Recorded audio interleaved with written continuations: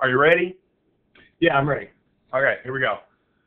I was sinking deep in sin, far from the peaceful shores. No. What? What are you doing? Isn't this the part where we sing great gospel hymns? No. This is Monday. This is the video review of movies. Okay. Are you sure? Oh yeah, I'm sure. Trust me on this. Okay. Welcome to Long Brothers Reviews, the show where sibling rivalry meets the cinema as two brothers rate and debate movies past, present, and coming soon. That is my brother Todd. And that is my brother Mike. And today's film is Run All Night, starring Liam Nissan, Ed Harris, Joel Kinnaman, and directed by Jaume Fred. Directed by Fred.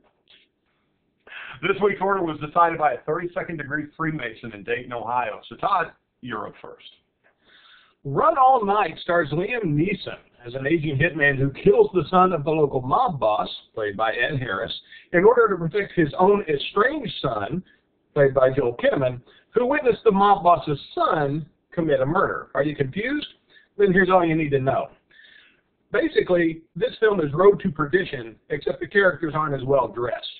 While it's got some fun to watch action and chase scenes, it's ultimately a very predictable film, from the one cop in town who can be trusted to the seemingly unstoppable assassin. There are also a couple of glaring story issues in this that go unchecked that I couldn't get over, and that makes the list of what's wrong with this film much longer than the list of what's right with it, so I'm having to say skip it. Well, I can't disagree with any of that, Todd, but I'm still going to recommend it. Here's why. The multiplex used to be filled with pictures like this, and I liked them. So when we get a fresh one, I'm willing to overlook an awful lot. I'll enjoy picking it apart with you in just a few seconds, but I'll also enjoy watching the director and the actors, admittedly, paint by number in a crime thriller. Not everything has to be art. Not everything even has to be well done. It just has to be entertaining. And this is that. So sure, go see Run All Night, and good on you.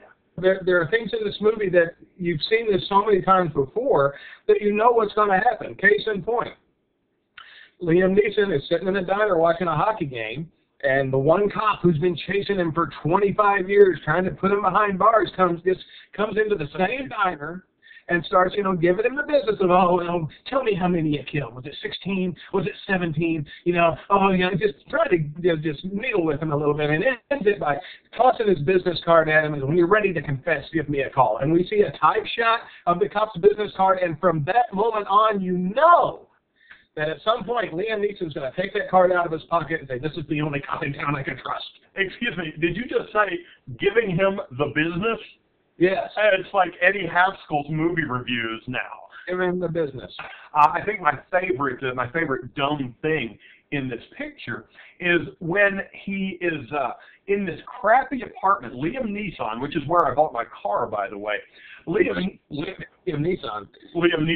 And when Liam Nissan is sitting in this crappy apartment and he's keeping warm with a space heater, that's all he has to survive. And then a little later, his son needs to get away, and he goes, "Oh, here's the keys to my summer home up in the Catskills," or something. He gives him the keys to a cabin, and he just goes, and it's beautiful up there with secret hidden compartments and all the food you could want to eat, and a cache of weapons.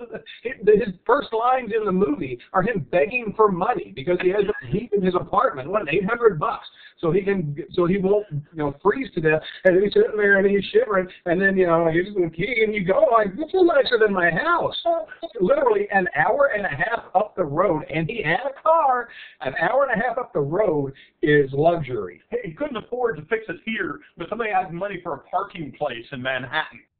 When they went back to the old neighborhood, and Ed Harris says it's good to be back in the old neighborhood.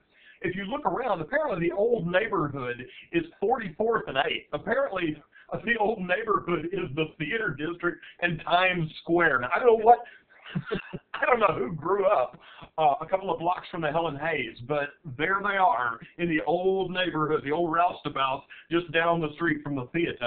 It's about the old neighborhood if you're Nathan Lane. It's not a climactic fight scene. There's a big fight scene in this rundown apartment complex between Liam Neeson and Common, who plays this the assassin. I mean, when you want the job done, when you want the Terminator, you call Common, although his name is Price in the movie. It's hand-to-hand combat, and these guys don't like like each other. They got a history, and they're fighting each other. And you're watching this, and they did such a lousy job of hiding the fact that this is Liam Neeson's stunt double that there are times where it looks like you have to think, who's this guy that the assassin is fighting? Because it's not Liam Neeson.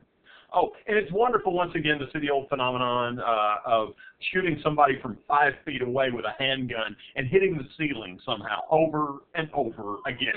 Especially when that gun has a laser sight on it.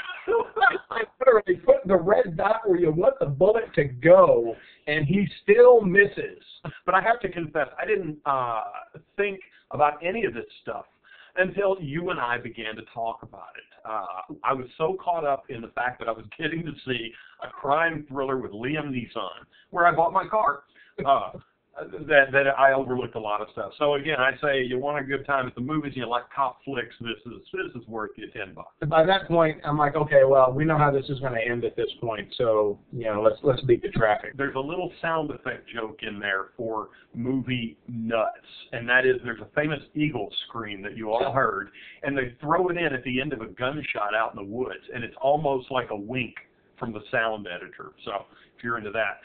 That's it for this episode. Thanks for watching, and check us out on Facebook and Twitter to find out more or to ask us about your favorite films.